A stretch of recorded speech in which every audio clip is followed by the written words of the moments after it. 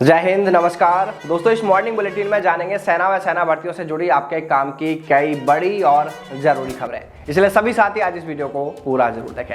और चलिए दोस्तों, खबरों की शुरुआत करते हैं आज उस खबर से जिसे जानकर आप भी सेना के जवानों को सैल्यूट करेंगे कि हीरो सिर्फ वो नहीं होते जो फिल्मों में दिखते हैं। असल में सबसे बड़े हीरो तो हमारे सेना के जवान हैं। आर्मी के जवान हुए, डॉक्टर्स हुए, फायर फाइटर्स हुए, ये लोग हीरो के सबसे बड़े उदाहरण हैं। अक्सर ये हीरो भीड़ से निकलकर सामने आते हैं और फिर भीड़ में ही गायब भी हो जाते हैं। रह जाती हैं तो बस इनकी अच्छाइयाँ और इनके द्वारा किए गए वो अच्छे काम जिसे हर कोई कर भी नहीं सकता। हाल ही में एक ऐसा ही रियल वीडियो सोशल मीडिया पर बड़ी तेजी से वायरल हो रहा है जिसमें एक छोटे से बच्चे के गले में कुछ फंस जाता है जिससे उसे सांस लेने में बहुत दिक्कत हो जाती है। यह सब देखकर बच्चे की माँ बहुत परेशान हो जाती है। तभी वहां पहुंचता है आर्मी का फायर फाइटर। जैसा कि वायरल वीडियो के साथ कैप्शन में दिया जा रहा है, उसमें कहा जा रहा है कि यह हीरो कुछ ही देर में इस बच्चे को ठीक कर देता है, जिसे देखकर उसकी माँ को बड़ी राहत मिलती है। बच्चे की माँ बेहद खुश हो जाती है और उनका शुक्रिया अदा करती है। दोस्तों, एक ऐसी ही खबर कश्मीर से सामने आ रही है जहां पर गर्भवती महिला के लिए सेना के जवान देवदूत बनकर सामने आए। उन्होंने शिशु और माँ की जान बचाई है। कहा जा रहा है कि जिस बर्फबारी में सभी रास्ते बंद हो जाते हैं तो वहां पर भी रास्ते बना लेते हैं हमारे बहादुर सैनिक, और ऐसा ही काम उन्होंने इस बार किया है। कश्मीर में भारी बर्फबारी के बीच गर्भवती महिला को सेना के जवान अस्पताल लेकर पहुंचे, जहां पर महिला ने एक बच्चे को जन्म दिया।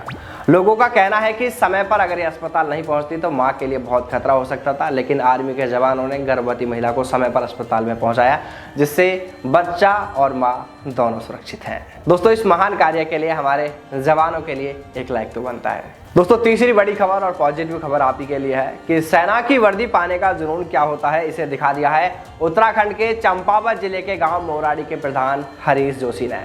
प्रधान हरीश जोशी का टेरिटोरियल आर्मी में ऑफिसर पद के लिए चयन हो गया है और उन्होंने चयन होने के बाद में अपने विभाग को प्रधान पद से इस्तीफा के लिए पत्र भिजवा दिया है, जिस पर उनका यह इस्तीफा अब मंजूर भी कर लिया गया है।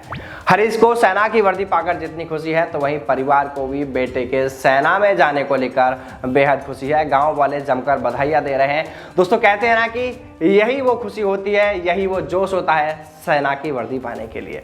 दोस्तों, इन तमाम अच्छी और पॉजिटिव खबरों के बीच एक ऐसी खबर आपको बताने जा रहे हैं जो न सिर्फ शर्मसार करने वाली है, बल्कि इस खबर को जानने के बाद आपको भी गुस्सा आ जाएगा। दरअसल सेना के कर्नल पर एक लड़की से रेप का मामला दर्ज हुआ है और इस मामले में कर्नल की पत्नी ने उस पीड़िता की मदद की है और उसके बाद में अब 9 साल बाद इसको लेकर मामला दर्ज हो चुका है।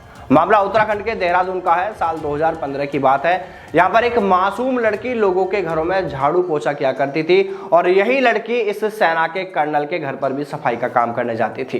एक दिन कर्नल के बच्चे और उसकी पत्नी किसी काम से देहरादून गए हुए थे, कहीं पर बाहर गए हुए थे और इसी मौके का फायदा उठाकर कर्नल ने उस लड़की के साथ में रेप किया। बताया जा रहा है कि इस मामले में कर्नल ने इस लड़की को यह धमकी दी थी कि अगर इसके बारे में किसी को भी बताया तो वह तुम्हें जान से मार देगा, जिस पर लड़की वहां से डरकर उसी दिन अपना काम छोड़कर वहां से अपने गांव अंबाला लौट आई। पुलिस में इस मामले को लेकर शिकायत भी दी गई, लेकिन पुलिस ने मामला दर्ज नहीं किया। इसके बाद साल 2023 में इत्तेफाक से उस पीड़िता की मुलाकात उस कर्नल की पत्नी से हो जाती है, जिस पर वो पत्नी उस लड़की से पूछती है कि तुम अचानक वहां से काम छोड़कर घर क्यों चली गई।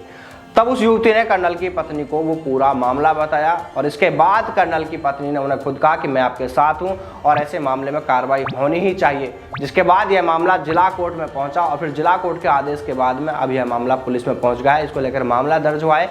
पुलिस ने इस मामले में अब आगे की कार्रवाई भी शुरू कर दी है। इधर उत्तर प्रदेश में एटीएस ने बड़ी कार्रवाई करते हुए आईएसआई के एजेंट को गिरफ्तार किया है। आरोपी मॉस्को में भारतीय दूतावास में आईबीएसए के पद पर तैनात था और वो पाकिस्तानी खुफिया एजेंसी आईएसआई को गोपनीय जानकारी भेज रहा था।